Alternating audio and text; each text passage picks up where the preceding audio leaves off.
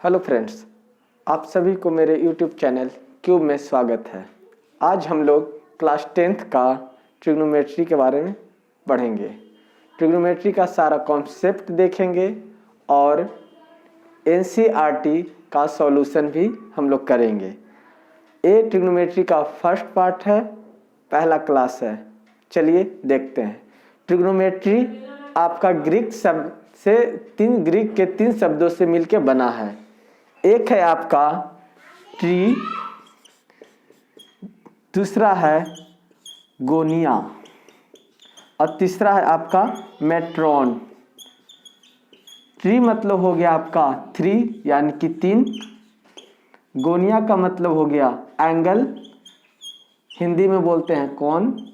और मेट्रॉन मतलब हो गया माप, इंग्लिश में मीजर और हिंदी में माप कहते हैं, यानी कि 3 कोण का माप। अब आप सभी को मालूम है 3 कोण किस ज्यामितीय आकृति में होता है। सभी को मालूम है 3 कोणों का माप त्रिभुज में होता है, यानी कि इस चैप्टर में हम लोग त्रिभुज के बारे में पढ़ने वाले हैं। ग्रीक के गणितज्ञ थे हिपार्कस। गणित के गणितज्ञ थे हिपार्कस। इन्होंने सर्वप्रथम त्रिभुज के कोणों और भुजाओं के बीच में संबंध स्थापित किया था। तो चलते हैं इसके टॉपिक पे। इस ट्रिग्नोमेट्री में हम लोग का पहला टॉपिक पढ़ना है ट्रिग्नोमेट्रिक रेशियो, हिंदी में बोलते हैं त्रिकोणमितीय अनुपात। त्रिकोणमितीय अनुपात पढ़ने से पहले कुछ और त्रिभुज के बारे में जानकारी लेते हैं। सबसे पहले इस चैप्टर में त्रिभुज के बारे में पढ़ते हैं और त्रिभुज के चैप्टर में भी त्रिभुज के बारे में भी समकोण त्रिभुज के बारे में पढ़ते हैं। आप सभी को मालूम है समकोण त्रिभुज किसे कहते हैं। समकोण त्रिभुज जिसका एक कोण 90 डिग्री हो, जिसका एक कोण 90 हो, जिसका एक कोण समकोण हो। आपको पता है जब एक कोण समकोण हो गया तो बाकी 2 कोण न्यून कोण होगा, 90 से कम होगा। तो समकोण त्रिभुज में भुजाओं का नाम होता है। एक भुजा को कहते हैं कर्ण, एक को कहते हैं लंब और एक को कहते हैं आधार। अब बात आती है कर्ण आप किसे कहेंगे, आधार किसे कहेंगे और लंब किसे कहेंगे। तो कर्ण पहचानने के लिए सबसे पहली बात, त्रिभुज में समकोण त्रिभुज में जिस भुजा की लंबाई सबसे ज्यादा वो कहलाएगी आपकी कर्ण। जिस त्रिभुज की सबसे बड़ी भुजा,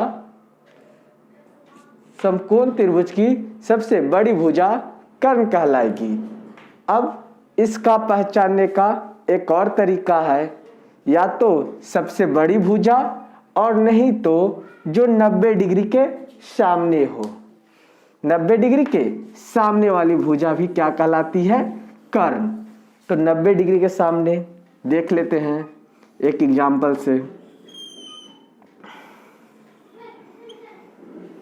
ए बी सी, ए है आपका 90 डिग्री, कोण बी आपका 90 डिग्री।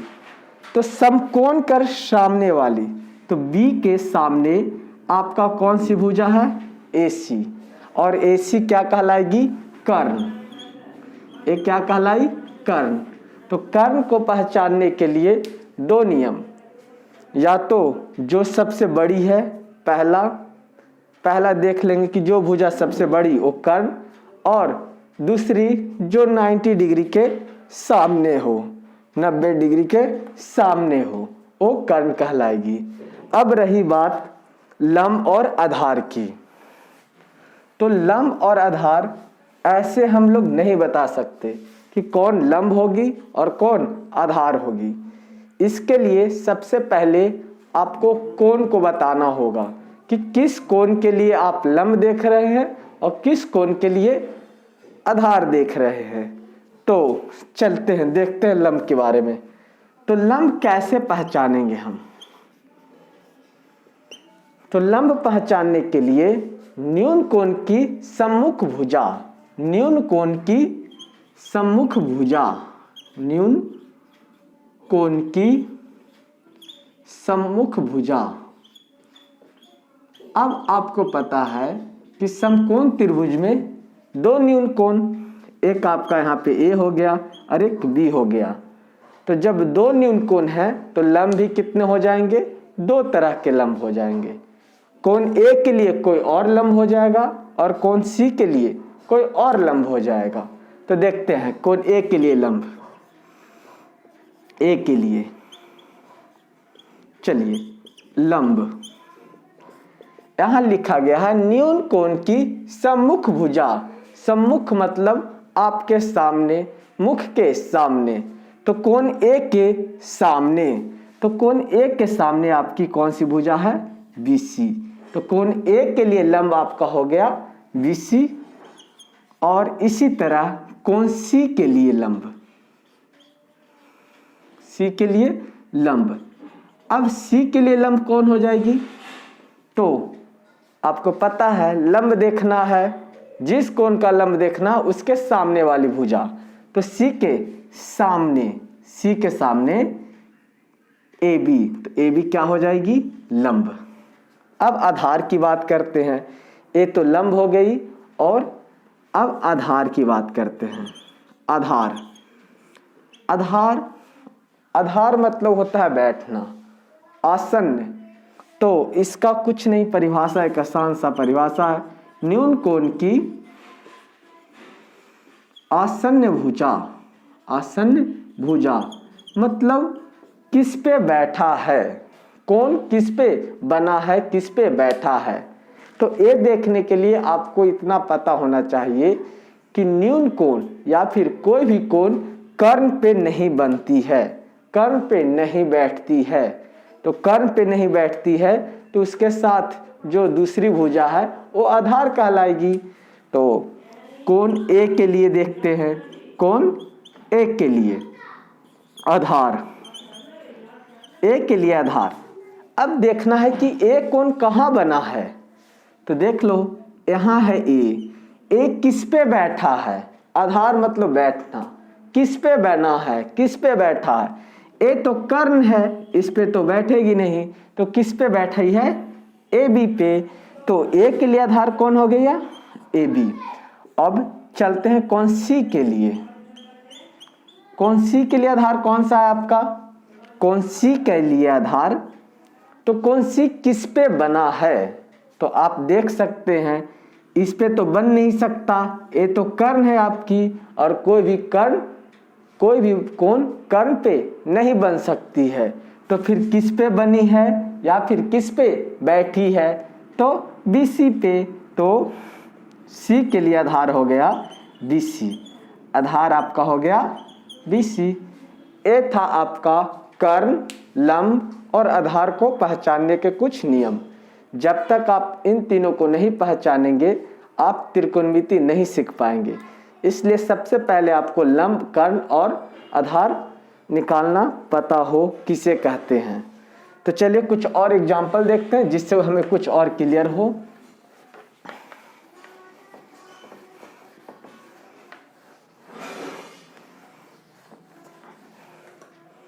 एक त्रिभुज हम लोग ने लिया है कुछ इस टाइप से।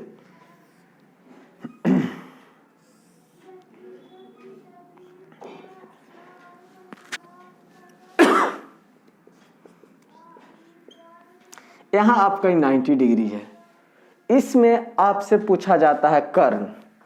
कर्ण, कर्ण क्या है, तो 90 डिग्री के सामने वाली भुजा 90 डिग्री कहाँ बनी है, डी पे, और डी के सामने कौन सी भुजा है, EF। तो कर्ण कौन हो गई, EF। अब बारी आती है लंब की। तो लंब को बताने के लिए आपको कोण को बताना होगा, किस कोण के लिए आप देख रहे हैं। तो चलिए हम कोण E के लिए देखते हैं। E के लिए लंब कौन सा हो जाएगा, तो लंब, आपके लंब का परिभाषा पता होना चाहिए। लंब किसे कहते हैं, तो न्यून कोण के सामने वाली भुजा, न्यून कोण के सामने वाली भुजा। यानी कि यहाँ पे ई की बात की है तो ई के सामने वाली लंब यानी कि कौन, डीएफ।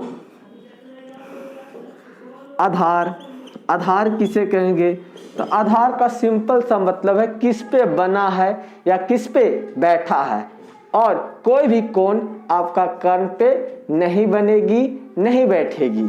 तो हम लोग ई के लिए देख रहे हैं, तो ई का आधार कौन हो गया, तो ईएफ क्या है आपका, कर्ण है, तो कर्ण पे तो बनेगा नहीं, तो किस पे बनेगा, डीई पे। किस पे बनेगा, डीई। इस तरह आधार, ई के लिए आधार कौन हो जाएगा, डीई। अब इसी तरह हम लोग कोण एफ के लिए देखते हैं। एफ के लिए पहले लंब की बात करते हैं। लंब, लंब क्या होती है, जिस कोण के बारे में पूछे, जिस कोण के रिस्पेक्ट में पूछे उसके सामने वाली भुजा। तो एफ के लिए पूछा है, तो एफ के सामने कौन है, डीई, तो ये आपका हो गया लंब। और आधार कहे तो आधार मतलब होता है बना हुआ या बैठना। तो आप देखेंगे कि एफ किस पे बना है, किस भुजा पे एफ बना है, तो कोई भी कोण आपका कर्ण पे नहीं बनती है, तो एफ देखते हैं। एफ किस पे बना है, तो ईएफ तो कर्ण है, कर्ण पे तो बैठ नहीं सकती, तो किस पे बैठेगी, डीएफ पे। ये था आपका एग्जाम्पल नंबर 2 निकालने का। और कोई एग्जाम्पल देख लेते हैं, एक छोटा सा एग्जाम्पल।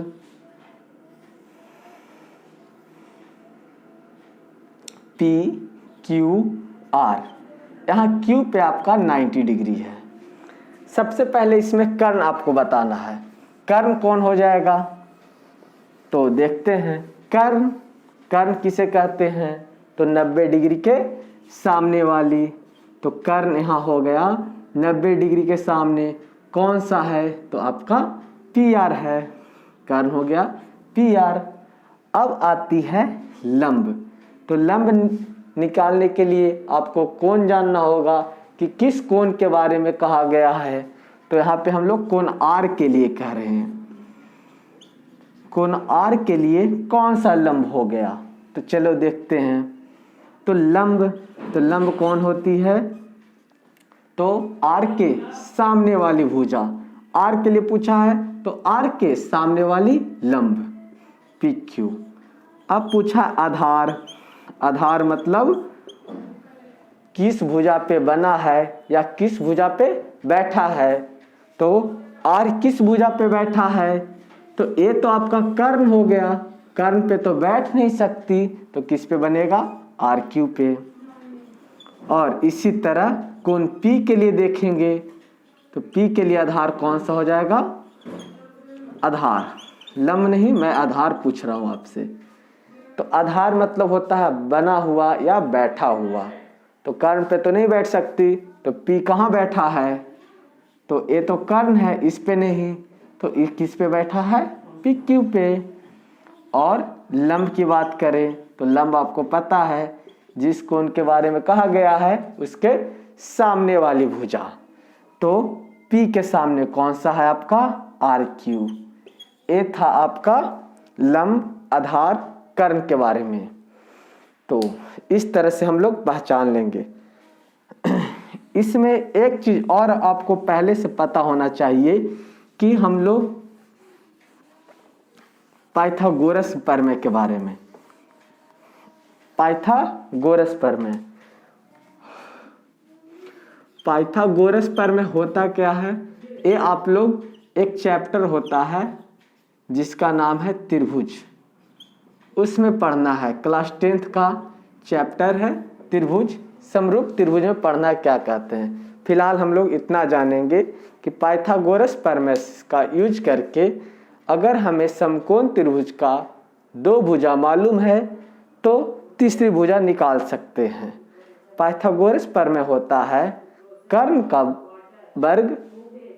का वर्ग बाकी 2 भुजाओं के वर्गों के योग के बराबर होता है, यानी कि कर्ण का स्क्वायर बराबर लंब का स्क्वायर जोड़ आधार का स्क्वायर। इसका यूज कर हमें अगर दो त्रिभुज की दो भुजा मालूम है तो तीसरी हम निकाल सकते हैं। अगर हमें कर्ण और लंब पता है तो आधार निकाल सकते हैं। अगर लंब और आधार मालूम है तो कर्ण निकाल सकते हैं, या फिर कर्ण और आधार मालूम है तो लंब निकाल सकते हैं। यानी कि हम लोग समकोण त्रिभुज का दो भुजा मालूम है तो तीसरी भुजा इससे लगाकर हम लोग निकाल सकते हैं। ये था कुछ लंब कैसे निकालते हैं, आधार कैसे निकालते हैं और कर्ण कैसे निकालते हैं पाइथागोरस प्रमेय। अब आगे हम लोग पढ़ते हैं त्रिकोणमितीय अनुपात। त्रिकोणमितीय अनुपात ये क्या होता है? त्रिकोणमितीय अनुपात ये क्या है? त्रिकोणमितीय अनुपात तो ये एक तरह से अनुपात है। और किसका अनुपात है?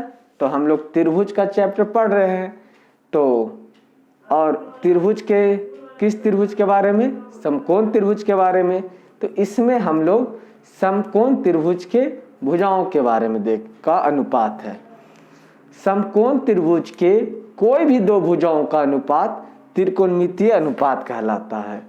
समकोण त्रिभुज के कोई भी दो भुजाओं का अनुपात त्रिकोणमितीय अनुपात कहलाता है।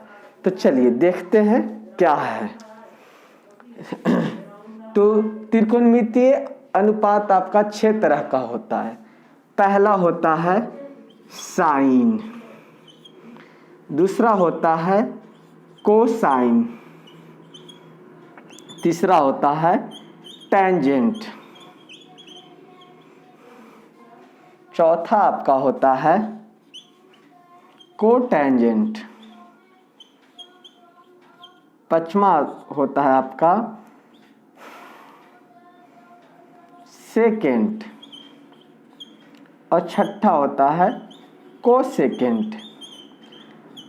आप लोग थोड़ा बहुत जानकारी हो तो आप लोग इसको साइन कॉस टैन ऐसे बोलते हैं, पर यहाँ पे जो मैं 6 तरह का लिखा हूँ ये है आपका उसका पूरा नाम।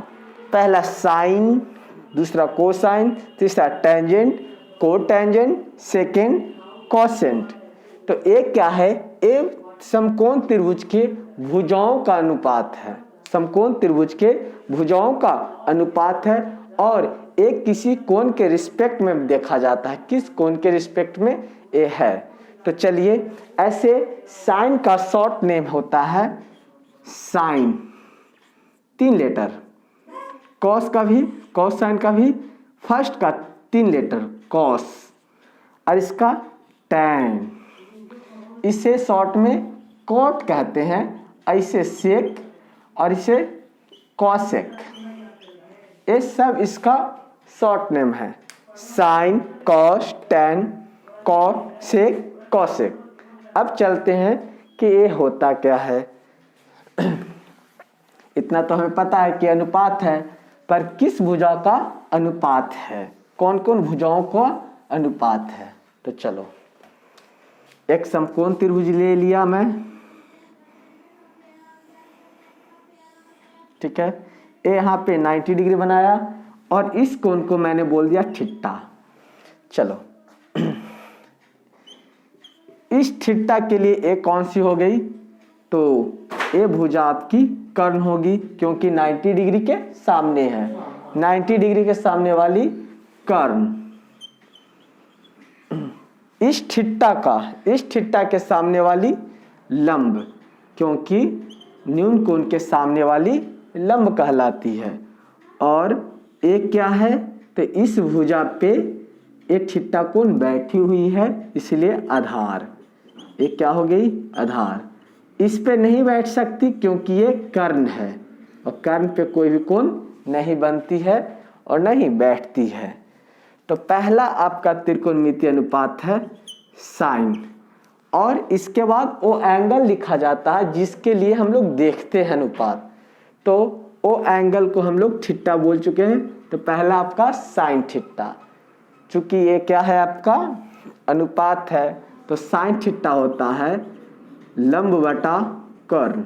लंब बटा कर्ण। दूसरा आपका कॉस थीटा, आधार बटा कर्ण, आधार बटा कर्ण।